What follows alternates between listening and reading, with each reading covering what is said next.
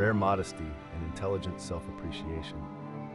Confucius described himself as a transmitter, not a maker, one who loved and believed in the ancients.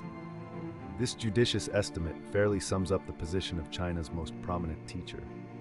Incalculable though his influence has been over millions of the human race, it is due rather to his sterling common sense, backed by the moral strength of his character, than to any striking intellectual power or novelty in his ideas.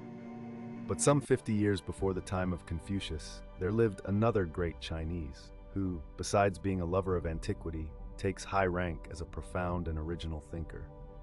Apart from the thick crop of legend and myth which soon gathered around his name, very little is known about the life and personality of Lao Tzu. And even the meager account preserved for us in the history of Sima Qian must be looked upon with suspicion. All the alleged meetings and conversations with Confucius may safely be rejected, not only on account of chronological difficulties, but because they are exactly the sort of invention which would be likely to pass current in an early and uncritical age. We need not, however, go so far as those who impugn the very existence of Lao Tzu as an individual, and regard the book which passes under his name as a mere collection of scraps of ancient proverbial philosophy. Some color, indeed, is lent to this theory by the uncertainty that attaches to the proper interpretation of the name Lao Tzu, which is variously explained as 1. Old boy, because he is said to have been born with a white beard, but we may rather suspect that the story was invented to explain the name. 2. Son of Lao, this being the surname of the Virgin Mother who conceived him at the sight of a falling star. Or 3. Old philosopher, because of the great age at which he wrote his immortal book, the Tao Te Ching. The mention of this classic, or treatise of the way and of virtue, as it may be translated, for want of better English equivalents, brings us naturally to the vexed question as to whether the text which has come down to us can really be attributed to the hand of Lao Tzu, or whether it is not rather garbled, an unauthorized compilation of the sayings, or even the mere forgery of a later age. The Chinese themselves, it may be remarked, are almost unanimous in denying its authenticity. It has been urged that we must make allowance here for Confucian bias, but the internal evidence alone should suffice to dispel the notion, to which many eminent sinologues have clung, that the Tao Te Ching, in its present form, can possibly represent the actual work of Lao Tzu. On the other hand, it is highly probable that much of it is substantially what he said or wrote, though carelessly collected and pieced together at random. Sima Qian, who published his history in 91 BC and was consequently removed from Lao Tzu by a much longer period than we are from Shakespeare, tells us that the sage wrote a book of 5,000 and odd words, and indeed, by that time, the Tao Te Ching may possibly have existed in something like its present shape. But anyone who reflects on the turbulent condition of China during the intervening centuries and the chaotic state of primitive literature before the labors of Confucius, to say nothing of the burning of the books in 213 BC, will find it hard to convince himself that Sima Qian ever had before him the actual writings of the philosopher. Arbitrary and confused though the arrangement of the Tao Te Ching appears, it is possible to trace a coherent line of thought throughout the whole. And although no coiner of paradox on such an extensive scale as Lao Tzu could hope to achieve absolute and invariable consistency, it is easy to see that the Tao Te Ching is something more than a mere jumble of stray aphorisms. That it is, in fact, the well-defined though rudimentary outline of a great system of transcendental and ethical philosophy. That this magnificent scheme of thought never reached its full expression in Lao Tzu's treatment is largely due to the fact that he is perpetually struggling to convey his ideas through the medium of a language still imperfectly developed and forming an inadequate vehicle for obtrusive philosophical conceptions. This, too, combined with an extraordinary conciseness of diction, is the cause of the obscurity which hangs over several portions of the text, and which the labors of innumerable commentators have done very little to clear away. To the wide scope thus afforded for the imagination, we owe the startling discoveries in the body of the work, of the doctrine of the Trinity, and of the Hebrew word for Jehovah, thinly disguised in its Chinese dress. Sad to say, both of these once famous theories are now totally discredited. The real value of the Tao Te Ching lies not in such puerilities, but in its wealth of suggestive hints and pregnant phrases, each containing a world of thought in itself, incapable of expansion into volumes. Whether Lao Tzu ever developed the germs of thought thrown out with such prodigality, we do not know. At any rate, no record of the development remains. And if Lao Tzu failed to work out his own system, the task was never satisfactorily accomplished by those who came after him. It is true that an enormous superstructure of Taoist literature has been raised upon the slender foundation of the Tao Te Ching.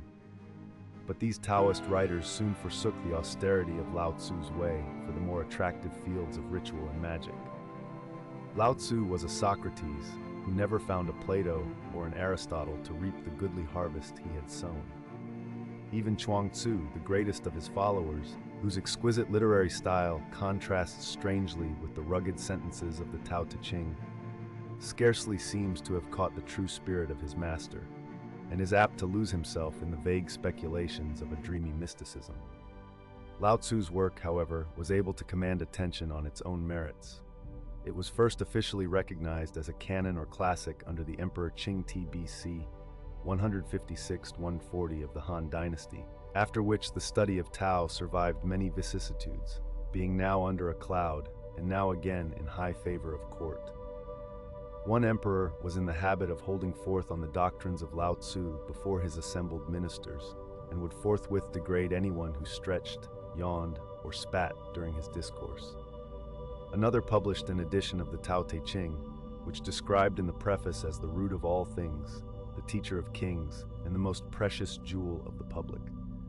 The first emperor of the latter Qin dynasty asked if Tao was of any use in government. Cheng Changming told him that with Tao, a corpse could govern the empire. By successive edicts, the Tao Te Ching was made obligatory at the examination for graduates of the second degree. Everyone was required to possess a copy of the work, and it was cut on stone at both capitals. Later on, printed copies were distributed to all directors of education, and it was translated into the language of New Chen Tatars.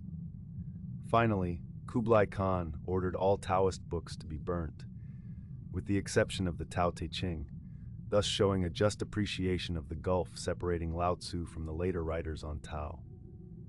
In view of the disjointed and inartistic character of the work, and its antagonism to many of the principles of orthodox Confucianism, it is a small wonder that native scholars, with true Chinese subordination of matter to form, seldom profess to hold it in great esteem, and indeed its qualities are not such as would strongly appeal to an essentially hard-headed and materialistic race. Yet, on reflection, it will certainly appear that the teaching of Lao Tzu has not been barren of practical results.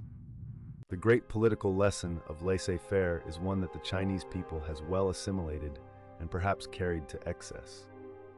It may even be said to impregnate their national life more thoroughly than any doctrine of Confucius. From two great evils of modern civilization, the bane of over-legislation and the pest of meddlesome and overbearing officialdom, China is remarkably free, and in few other countries does the individual enjoy such absolute liberty of action. Thus, on the whole, the Chinese may be said to have adopted Lao Tzu's main principles of government with no small success. It is hard to believe that a rigidly despotic empire, encumbered with an irksome array of laws and statutes, could have remained homogeneous and intact throughout so lengthy a period. Who can doubt that the enormous bulk of China has managed to defy the disintegrating action of time by reason of its very inertness and placidity? It has been suggested that Lao Tzu may have reached this doctrine of non-interference by observing that the supreme power, Tao, governs the universe by fixed laws, and yet leaves to man an apparently unrestricted freedom of will. Be this as it may, he was undoubtedly the first man to preach the gospel of peace and intelligent inaction, being in this, as in many other respects, far in advance of his age.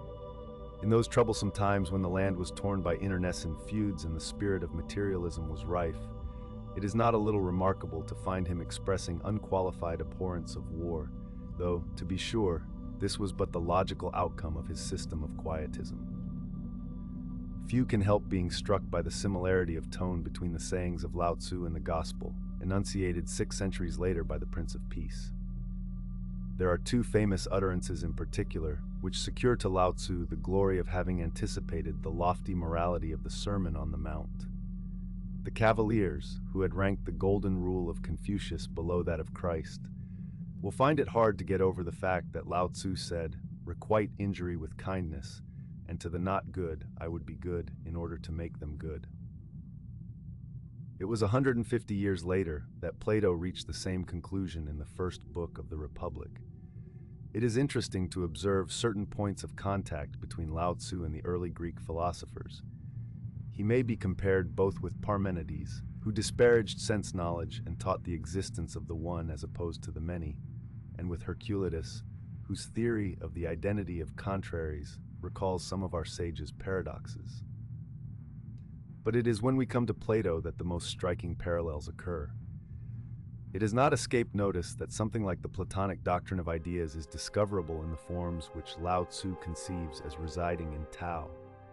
But so far as I know, no one has yet pointed out what a close likeness Tao itself bears to that curious abstraction which Plato calls the idea of the good.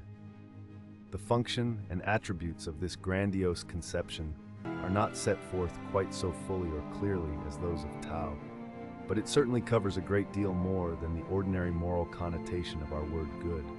It is at once the creative and sustaining cause of the universe, the condition of all knowledge, and the summum bonum, or supreme object, of man's desire. Being a metaphysical entity, it cannot be perceived by the eye or ear of sense, and is therefore ridiculed by the inferior man of little intelligence, while only the few can enter into close communion with it. Now, all of this might stand equally well as a description of Tao. On the other hand, the inactivity and repose, which are so insisted on by the Chinese thinker as the primary characteristics of Tao, would have been less intelligible to the Greek and seem to bring us nearer to Buddhism. The lack of reliable information about Lao Tzu is very disappointing. One cannot help wishing that some of the less important details touching the life of Confucius could be exchanged for an authentic personal account, however brief, of his older contemporary. All that we know for certain is that, after having spent most of his life in the state of cow, he set out at an advanced age towards the west past the frontier and was never heard of again. Thus, Lao Tzu's gigantic figure looms but indistinctly through the mist of ages, and to gather some idea of his personality, we must be content to fall back on his own rough-hewn sentences. There is one striking passage in which he describes himself, half sarcastically and half in earnest, as a dullard and a clown compared with ordinary men, and this, he seems to indicate, is the result of his adherence to Tao. These words, evidently written in great bitterness of spirit, may have been wrung from him by a sense of his failure to convert the careless generation which would have none of the Tao he venerated as the most precious thing under heaven. In showing himself, the man of Tao, in such a disadvantageous light, his meaning was probably much the same as that of Plato in the allegory of the cave, where he depicts the blindness and bewilderment of those who descend once more into the darkness of their prison after having contemplated the dazzling brilliance of the sun. Lao Tzu's despondency would have been greater still could he have foreseen how his pure and idealistic teaching was destined to be dragged in the mire of degrading superstition, which for centuries has made Taoism a byword of reproach. Though frequently described as one of the 3 religions of China, this cult is really little more than an inextricable mass of jugglery and fraud absorbed from various popular beliefs and other sources, including even the rival creed of Buddhism, and conducted by a body of priests recruited from the very dregs of the empire. Such a fate, however, is less to be wondered at than deplored, seeing that the great founder himself took no pains to establish a practicable system. He propounded lofty sentiments and neglected the homely details, without which his ideas could not bear fruit. Moreover, when all is said and done, idealism can never hope to hold its own in human affairs, until indeed the new era dawns of which Plato dreamed long ago, and this world of ours becomes ripe for the dominion of philosopher kings. Wilcott Road, Acton, June 21, 1904. End of introduction of the sayings of Lao Tzu.